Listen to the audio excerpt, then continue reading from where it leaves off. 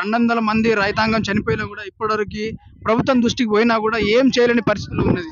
దీనికి ఏ విధంగా చూస్తారన్న? ఇప్పుడు 240 మంది ఎంతో చచ్చిపోయారు. రైతు అన్నా కూడా ఆయనకు ఏ సంబంధం లేదు. వాళ్ళు చచ్చిపోయిన వాళ్ళ డాటా తీసి మాకు చూపించు అని చెప్తే 4 రోజుల్లో కేసు తీసుకొని చూపించుండు. దానికి ఎలాంటి రెస్పాన్స్ లేదు. ఏం చూస్తాడంటే ఏం చేస్తున్నాడు, ఎవరికి ఏం చేస్తూ లేదు. ఆయన ఏదో వేరే పార్టీ నుండి ఈ పార్టీలోకి చేర్పించుకోవడం తప్ప ఆయన ఏదో రాజకీయ చేసుకుంటే అదేది ఉన్నది. కానీ ఈ రైతుల గురించి దీని గురించి పట్టించుకుంటే ఏం లేదు.